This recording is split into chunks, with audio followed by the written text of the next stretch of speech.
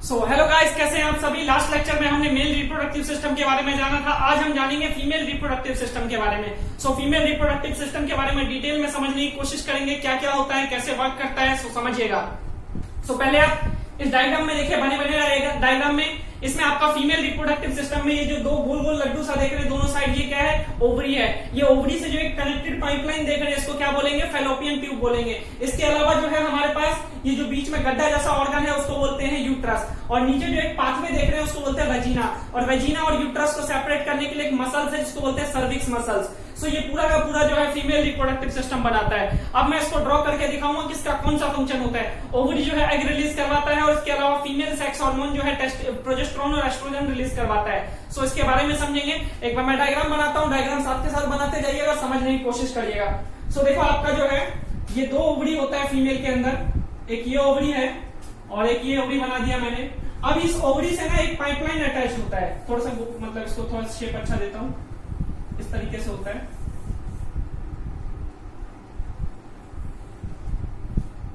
Exact गोल नहीं होता है, बलून लाइक स्ट्रक्चर होता है फुला हुआ। ये होता है ओवरी। अब इससे एक पाइपलाइन अटैच होता है जिसको बोलते हैं फैलोपियन ट्यूब, जिसको बोला जाता है फैलोपियन ट्यूब।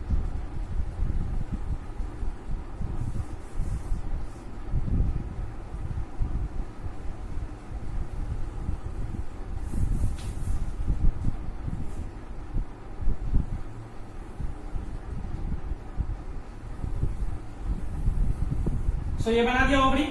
अब इससे देखो ये जो मैंने पाइपलाइन अटैच किया है,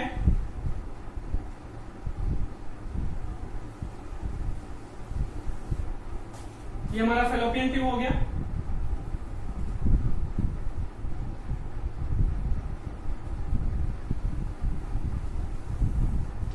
ये हमारा बन गया पूरा का पूरा फीमेल रिप्रोडक्टिव सिस्टम। आज में देखो अलग अलग ऑर्गन कैसे बनेंगे, ये इससे जोड़ दो थोड़ा सा।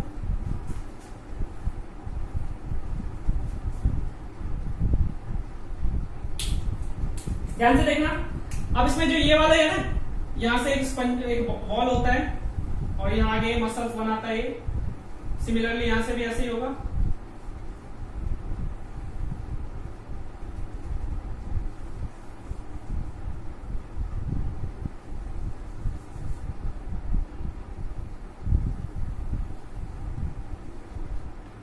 ये आपस में जो यहां पे कनेक्ट हो रहा है इसको सर्विक्स बोला जाता है। इसको सर्विक्स बोलेंगे।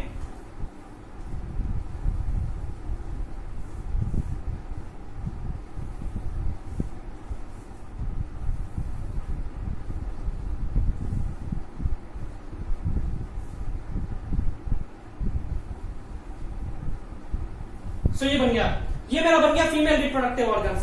अब देखो ये जो रास्ता है ना, नीचे जो पाथवे है, ये इस पाथवे को वेजिना बोला जाता है। ये जो पाथवे है मेरा, ये वेजिना कहलाएगा। अब देखो समझना इसका कौन सा ऑर्गन कौन सा है, मैं मार्किंग कर देता हूं। इसमें ये वाला और ये वाला ओवरी है, पेयर ऑफ ओवरी होता है। ये जो है मेरा ओवरी है। नहीं दिख रहा क्लियर? चलो लिखने का काम मैं ब्लैक पेन से करता हूं। इसके अलावा ये जो है हमारा फैलोपियन ट्यूब है, जिसको ओविडक्ट भी कहा जाता है।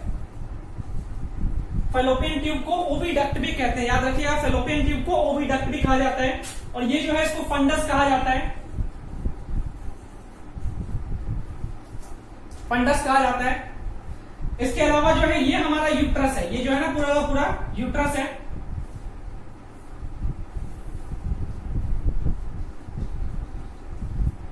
और ये जो है हमारा सर्विक्स है। और ये नीचे जो पाथवे है इसको बोला जाएगा वेजिना, जिसके रास्ते हम स्पर्म की एंट्री करवाते हैं।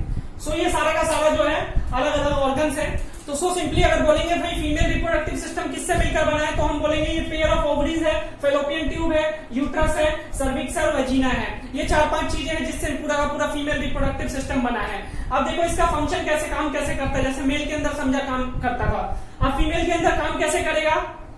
यहाँ से जो ओवरी है, आपको बताया था फीमेल चाइल्ड गर्ल चाइल्ड जब पैदा होती है तो उसके अंदर दोनों ओवरी के अंदर थाउजेंड्स ऑफ एग जो है पहले से ही होता है। हजारों अंडे जो है पहले से ही होता है, इसके अंदर बहुत सारे अंडे पहले से ही होते हैं, लेकिन ये जो एग होता है ना इमैच्योर एग होता है। ये जो एग होता है इमैच्योर एग होता है। सिमिलरली इसके अंदर भी ऐसे एग होंगे, हजारों एग होंगे इमैच्योर एग, मतलब कि ये जो है अभी रिप्रोडक्शन के काबिल नहीं है। अंडे तो हैं लेकिन अभी पके नहीं है। कब पकेंगे? जब प्यूबर्टी एज आएगा। तो ड्यूरिंग द प्यूबर्टी एज ये जो एग जो है धीरे धीरे मैच्योर होना शुरू हो जाएंगे, और जब मैच्योर हो जाएगा ना तो हर महीने एक अंडा निकलेगा। एक बार इस ओवरी से निकलेगा तो अगले महीने इस ओवरी से निकलेगा। ऐसा नहीं होगा कि एक महीने में 2 अंडे निकल जाए, इधर से भी उधर से भी।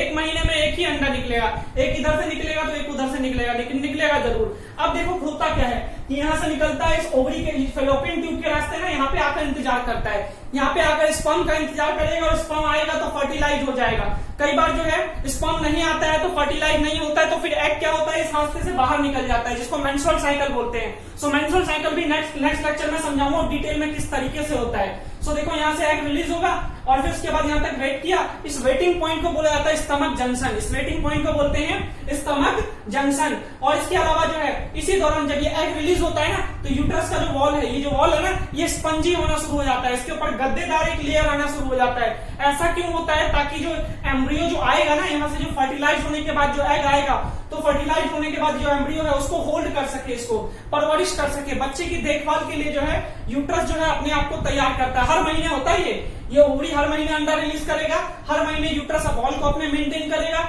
और इसके अलावा ये जो सर्विक्स मसल्स है, कहीं ये जो अंडा है ये बाहर ना निकल जाए, नीचे ना गिर जाए, इस वजह से जो है यूट्रस के वॉल में वो अटैच हो जाता है, इस तरीके से एम्बेडेड हो जाता है। फिंगर लाइक प्रोजेक्शन जिसको सीलिया बोलते हैं, तो आप कह सकते हो सीलिया से जो है अटैच हो जाता है। और इसके अलावा ये होल्ड करके भी रखता है। और ये जो है वजीना है। वजीना आपका वो रास्ता होता है जिसके रास्ते जो हम पेनिस की एंट्री करवाते हैं। यहाँ से पेनिस की एंट्री करवाएंगे, और उससे स्पर्म जो है यहाँ से एंटर करके इधर इस रास्ते तक जाएगा, और फीमेल रिप्रोडक्टिव ऑर्गन से फीमेल सेक्स सेल से मीट करेगा। मीट करने के बाद जो है रिप्रोडक्शन होगा। और इसके अलावा जो है ये जो ओवरी है, ये फीमेल सेक्स हार्मोन एस्ट्रोजन और प्रोजेस्टेरोन, ये 2 हार्मोन रिलीज करता है। मेल के अंदर एक ही हार्मोन रिलीज हो रहा था, टेस्टोस्टेरोन ओनली, लेकिन फीमेल के अंदर 2 हार्मोन रिलीज होते हैं। ये 2 हार्मोन काम क्या करता है? प्रोजेस्टेरोन और एस्ट्रोजन का फंक्शन क्या होता है समझना। प्रोजेस्टेरोन क्या करता है? प्रेगनेंसी को मेंटेन करने में हेल्प करता है, और एस्ट्रोजन करता है प्रेगनेंसी को डिले करने में। देखो कैसे, मान लो यहाँ से एग रिलीज हुआ। अब भाई एग रिलीज हुआ, एग इंतजार करता रहा यहाँ पे किसका? स्पर्म का। अब मान लो स्पर्म आया ही नहीं। अब स्पर्म आया ही नहीं, और हम प्रोजेस्टेरोन बढ़ाते जा रहे हैं, तो वो तो बोलेगा कि प्रेगनेंसी करवाऊंगा। प्रोजेस्टेरोन बढ़ेगा तो वो तो बोलेगा प्रेगनेंसी करवाऊंगा।